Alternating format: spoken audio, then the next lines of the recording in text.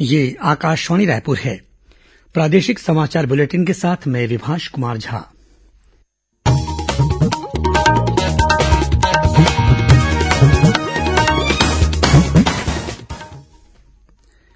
और अब पेश है आज के मुख्य समाचार।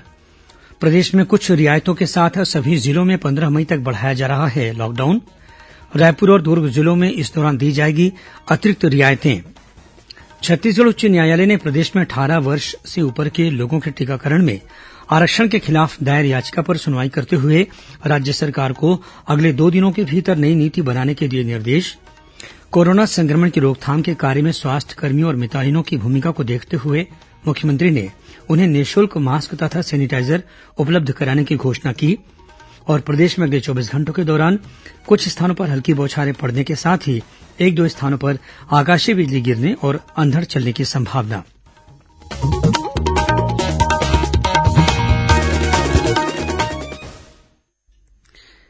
कोविड मरीजों की संख्या बढ़ रही है। श्रोताओं से अपील है कि कोई भी कोताही न बरतें।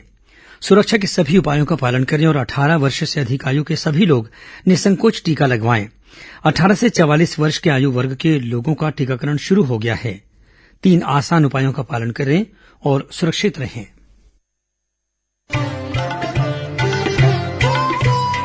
कोविड-19 से बचाव और सुरक्षित रहने के 3 उपाय। मास्क लगाएं, 2 गज दूरी है जरूरी, सुरक्षित दूरी रखें, हाथ और मुंह साफ रखें।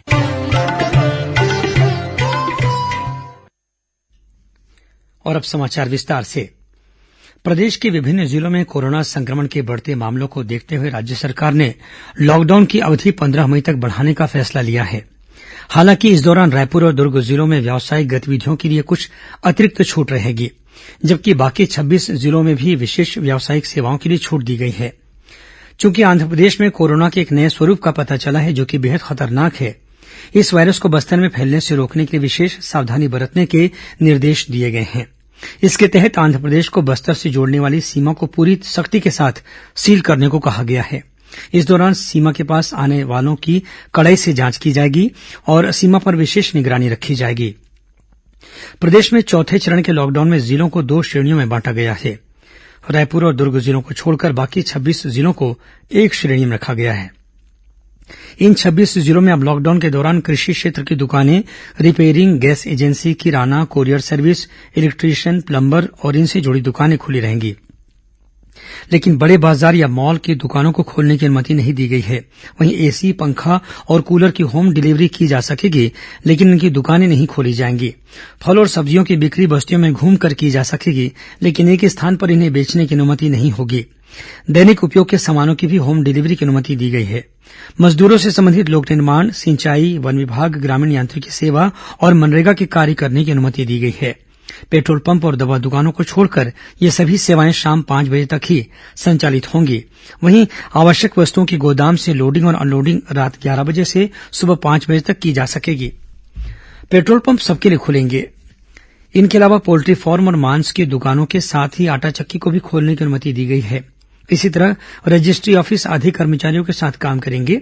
वहीं लोक निर्माण और सिंचाई विभाग को शाम 5 बजे तक काम करने की अनुमति दी गई है। वहीं रायपुर और दुर्ग जिलों में कोरोना संक्रमण की स्थिति में कुछ सुधार को देखते हुए अतिरिक्त रियायतें प्रदान की गई हैं। इन दोनों जिलों में बाकी जिलों में दी जा रही छूटों के साथ ही स्टेशनरी, दोपहिया गाड़ियों की रिपेयरिंग के साथ ही होटल से होम डिलीवरी और निजी क्षेत्र में निर्माण कार्यों के अलावा कपड़े धुलाई की दुकानों को भी खोलने की अनुमति रहेगी। प्रदेश में लॉकडाउन के इस चौथे चरण में भी सभी जिलों में सुपर बाजार, मॉल, धार्मिक स्थल, शिक्षण संस्थान, कोचिंग सेंटर, मैरिज हॉल, शराब दुकान, पर्यटन, स्विमिंग पूल या पान दुकानें और फुटपाथ पर लगने वाली दुकानों के साथ ही जिम आदि का संचालन प्रतिबंधित रहेगा। इसके अलावा किसी भी प्रकार की सामुदायिक भीड़ की अनुमति भी नहीं दी जाएगी। इस दौरान विवाह और अंतिम संस्कार के कार्यों में केंद्र सरकार और स्वास्थ्य विभाग के दिशा निर्देशों का पालन करना अनिवार्य होगा। चौथे चरण के लॉकडाउन में प्रदेश के सभी सीमावर्ती जिलों में आने जाने वालों की कड़ी जांच की जाएगी। साथ ही इन क्षेत्रों में कोरोना जांच पर भी विशेष ध्यान दिया जाएगा। उधर बीजापुर जिले में कलेक्टर रितेश अग्रवाल ने 12 मई तक लॉकडाउन बढ़ाने का आदेश जारी किया है। इस दौरान किराना, दूध, फल, सब्जी की घर पहुंच सेवा की अनुमति रहेगी। वहीं पेट्रोल पंप में पासधारियों और कोरोना ड्यूटी में संलग्न कर्मचारियों को ही पेट्रोल और डीजल दिया जाएगा। छत्तीसगढ़ में 18 से 44 वर्ष की उम्र वाले लोगों के कोरोना टीकाकरण में अंत्योदय वर्ग को प्राथमिकता दिए जाने के मुद्दे पर दायर याचिका की सुनवाई करते हुए छत्तीसगढ़ हाईकोर्ट ने टीकाकरण में आरक्षण लागू करने पर आपत्ति जताई है। याचिका पर आज उच्च न्यायालय के मुख्य न्यायाधीश न्यायमूर्ति पीआर रामचंद्र मेनन और न्यायमूर्ति पीपी साहू की युगल पीठ ने वीडियो कॉन्फ्रेंसिंग के जरिए सुनवाई की। अदालत ने स्पष्ट किया है कि टीकाकरण में इस तरह का भेदभाव उचित नहीं है। उच्च न्यायालय ने टीकाकरण के संबंध में राज्य सरकार को अगले 2 दिनों के भीतर नई नीति बनाने के निर्देश दिए हैं। गौरतलब है कि जनता कांग्रेस छत्तीसगढ़ के अध्यक्ष अमित जोगी ने राज्य में 18 से 44 वर्ष की उम्र वाले लोगों के कोरोना टीकाकरण में अंत्योदय वर्ग को प्राथमिकता दिए जाने के मुद्दे पर छत्तीसगढ़ उच्च न्यायालय में याचिका दायर की थी। इस याचिका में अमित जोगी ने राज्य सरकार के उस फैसले पर सवाल उठाया है जिसके तहत 1 मई से शुरू हुए टीकाकरण अभियान के लिए 18 से 44 वर्ष के लोगों में फिलहाल अंत्योदय राशन कार्ड धारकों को ही टीके लगाए जा रहे हैं। याचिका में कहा गया है कि टीकाकरण में आरक्षण लागू करने का निर्णय असंवैधानिक और अनैतिक होने के साथ ही अवैज्ञानिक भी है। इस विषय पर हाईकोर्ट में 5 से अधिक हस्तक्षेप याचिकाएं दायर की गई हैं। अदालत ने इनकी सुनवाई करते हुए कहा कि विश्व स्वास्थ्य संगठन ने भी टीकाकरण को लेकर प्राथमिकताएं तय की हैं, लेकिन उनमें आरक्षण जैसी स्थिति नहीं है। इस बीच छत्तीसगढ़ उच्च न्यायालय ने आयुष विश्वविद्यालय द्वारा कोरोना संक्रमण के दौरान दंत चिकित्सा के स्नातक पाठ्यक्रम बीडीएस की ऑफलाइन परीक्षा लिए जाने पर तत्काल रोक लगाते हुए नोटिस जारी कर जवाब मांगा है। गौरतलब है कि छत्तीसगढ़ के आयुष विश्वविद्यालय ने बीते 2 मई से प्रस्तावित बीडीएस की ऑफलाइन परीक्षा के लिए समय सारणी घोषित की थी, लेकिन परीक्षा शुरू होने से पहले ही कुछ छात्रों ने विश्वविद्यालय के इस निर्णय के खिलाफ हाईकोर्ट में याचिका दायर कर दी थी। प्रदेश में कल कोरोना संक्रमण के 15,274 नए मामले सामने आए। इन्हें मिलाकर प्रदेश में कोरोना संक्रमित लोगों की कुल संख्या करीब 7,71,701 हो गई है। वर्तमान में लगभग 1,21,000 मरीजों का इलाज विभिन्न अस्पतालों या होम आइसोलेशन में चल रहा है। प्रदेश में कल कोरोना संक्रमण की वजह से 266 लोगों की मृत्यु हुई। इस बीच राज्य में अब तक लगभग 73,68,000 कोरोना टेस्ट किए जा चुके हैं। इनमें से कुछ 7,71,701 कोविड प्रकरण पाए गए, जिनमें से वर्तमान में 6,41,449 लोग स्वस्थ हो चुके हैं। वहीं रायपुर जिले में होम आइसोलेशन से जुड़े डॉक्टर और अधिकारियों ने वेबिनार के जरिए कोरोना मरीजों के इलाज और सावधानी सहित अन्य महत्वपूर्ण विषयों पर विचार विमर्श किया। इसमें करीब 300 अधिकारी और डॉक्टर शामिल हुए। वेबिनार में होम आइसोलेशन के प्रभारी डॉक्टर नीलय मोझरकर ने बताया कि घर में रहते हुए मरीज की स्थिति गंभीर होने के पहले किन लक्षणों को देखा जाना जरूरी है। उन्होंने कहा कि यदि किसी मरीज की उम्र 50 वर्ष से अधिक है और उनके परिवार में पहले किसी व्यक्ति की कोरोना से मृत्यु हुई है तो ऐसे मरीजों के साथ ज्यादा जोखिम रहता है, इसलिए इनकी लगातार निगरानी करना आवश्यक है। उधर कबीरधाम जिले में कोरोना मरीजों की देखभाल करने वाले डॉक्टरों के अलावा नर्स, वार्ड बॉय और स्वास्थ्य कर्मियों को कल सम्मान के तौर पर स्थानीय लोगों द्वारा गुलाब का फूल भेंट किया गया। साथ ही इन कोरोना योद्धाओं का उत्साहवर्धन करने के लिए नगर के पुलिस जवानों ने 2 गज की दूरी का पालन करते हुए ताली बजाकर इनका स्वागत किया।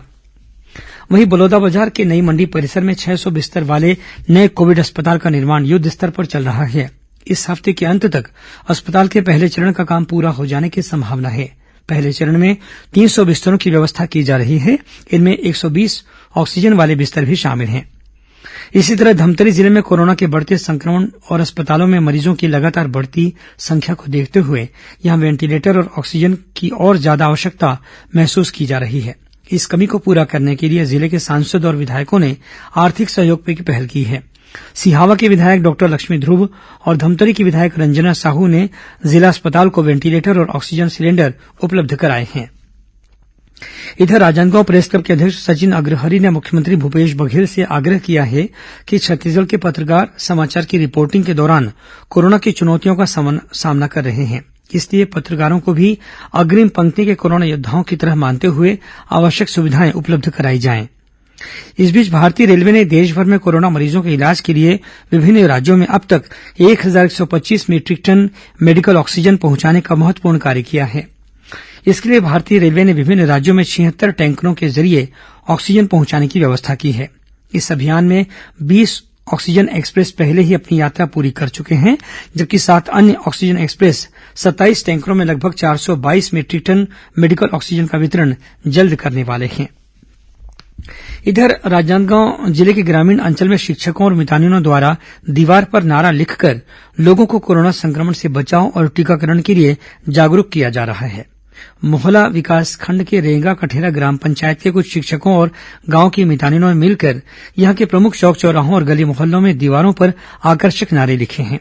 इन नारों के माध्यम से ग्रामीण लोगों से शुरुआत लक्षण दिखते ही कोरोना जांच कराने की अपील की गई है। इसके अलावा कोरोना से बचाव के लिए टीका लगवाने का आग्रह भी किया गया है। उधर महासमुंद जिले के शिक्षक घर पर जाकर विद्यार्थियों को सूखे अनाज का पैकेट बांट रहे हैं। गौरतलब है कि लॉकडाउन के कारण शालाओं के बंद रहने की अवधि में राज्य सरकार द्वारा बच्चों को खाद्य सुरक्षा भत्ता के रूप में 40 दिनों के लिए सूखा अनाज बांटने के निर्देश दिए गए हैं। प्रादेशिक समाचार आप आकाशवाणी रायपुर से सुन रहे हैं। छत्तीसगढ़ की खबरों से है आपका वास्ता और खबरों की विश्वसनीयता से है हमारा वास्ता। आकाशवाणी समाचार रायपुर के प्रादेशिक समाचार बुलेटिन के साथ ही हमारे समसामयिक कार्यक्रम आप रेडियो के अलावा अपने मोबाइल पर भी सुन सकते हैं। आकाशवाणी समाचार फेसबुक, ट्विटर और यूट्यूब पर भी उपलब्ध है। हमारा Facebook page Chhattisgarh news on AIR, Twitter handle CGAIR news और हमारा यूट्यूब चैनल है छत्तीसगढ़ AIR न्यूज। तो अब रेडियो के साथ ही आपके मोबाइल के जरिए भी हम पहुंच रहे हैं आप तक। छत्तीसगढ़ की हर खबर के लिए सुनते रहिए आकाशवाणी समाचार। और अब आगे बढ़ते हैं बाकी के समाचारों की ओर। छत्तीसगढ़ में कोरोना टीकाकरण महाअभियान के तहत विभिन्न आयु वर्ग के नागरिकों को अब तक करीब 57 लाख टीके लगाए जा चुके हैं। प्रदेश में अब तक 88% स्वास्थ्य कार्यकर्ताओं को पहली डोज और 62% स्वास्थ्य कार्यकर्ताओं को वैक्सीन की दूसरी डोज लगाई जा चुकी है। इसी तरह अग्रिम पंक्ति के सभी कार्यकर्ताओं को पहली डोज लग चुकी है। वहीं 59% ऐसे कार्यकर्ताओं को वैक्सीन की दूसरी खुराक भी दी जा चुकी है। इसके साथ ही 45 वर्ष से अधिक आयु के 73% लोगों को पहली डोज मिल चुकी है, जबकि इस आयु वर्ग के 6% लोगों ने दूसरी डोज भी लगवा ली है। वहीं 18 से 44 वर्ष की उम्र वाले 21,747 लोगों को पहली खुराक दे दी गई है। गौरतलब है कि 45 वर्ष से अधिक आयु वर्ग में वैक्सीन की पहली खुराक देने के मामले में छत्तीसगढ़ इस समय देश में चौथे स्थान पर है।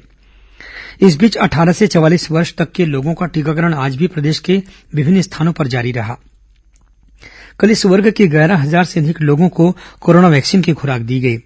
स्वास्थ्य विभाग के आंकड़ों के अनुसार सबसे ज्यादा 2,213 टीके रायगढ़ जिले में लगाए गए। बस्तर जिले में 979, वहीं 12 जिलों में टीका लगवाने वालों की संख्या 300 से 700 के बीच रही। वहीं बलौदाबाजार जिले में चल रहे टीकाकरण अभियान के तहत 18 से 44 वर्ष तक के सभी अंत्योदय राशन कार्डधारी हितग्राहियों को टीका लगाने के कार्य में युवा समूहों का भी सहयोग मिलने लगा है।